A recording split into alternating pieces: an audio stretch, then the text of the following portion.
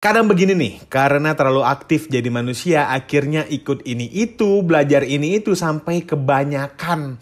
Akhirnya bingung sendiri, kenapa ya rasanya udah banyak ngerjain ini itu, tapi kok gak berkembang ya? Nah ternyata ketika banyak minat bakat yang diikuti, itu bisa bikin dampak, yaitu stuck.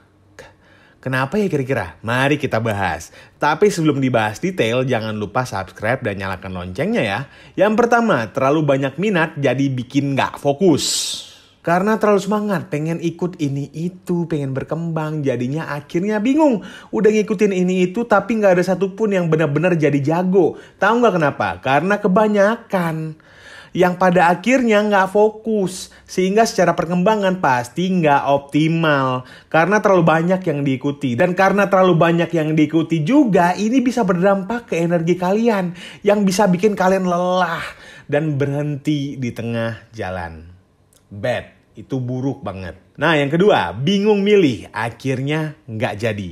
Karena kebanyakan pilihan, kalian jadi bingung harus pilih yang mana. Akhirnya nggak milih sama sekali deh. Atau ada juga kasus begini. Karena kebanyakan pilihan nih, terus itu ngebikin kalian jadi takut salah. Takut milih ini, takut milih itu. Karena nggak tahu dampaknya gimana. Akhirnya mikirin mulu nih, nggak milih-milih. Apalagi melangkah. Ya udah pasti stuck, nggak akan kemana-mana. Karena terlalu sibuk mikir. Yang ketiga, tekanan harus jago di banyak hal. Ngikutin ini tuh, aktif di ini itu nggak terlalu baik loh. Karena kebanyakan yang udah dilatih, masing-masing pasti punya dorongan kompetitifnya. Dan itu ngebuat kalian jadi pengen jago di setiap minat yang lagi kalian dalami. Dan tentu itu selain nggak baik, pasti juga susah banget kan. Dan yang terakhir, nggak ada arah yang jelas. Akhirnya bingung sendiri. Gak ada yang spesifik jadi jagoan. Dan itu yang ngebikin hilang arah.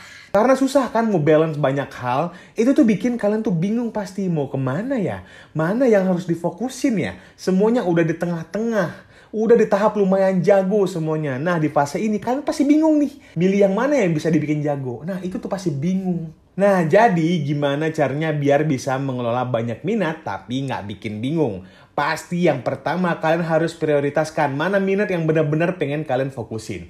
Lihat lagi ke tujuan kalian. Kenapa minat tersebut kalian jadiin prioritas. Lalu sebisa mungkin atur waktu dengan baik. Coba dibikin plot bagiannya dari Senin sampai Minggu. Dan yang terakhir kalian harus sadar bahwa nggak semua hal kalian bisa jago.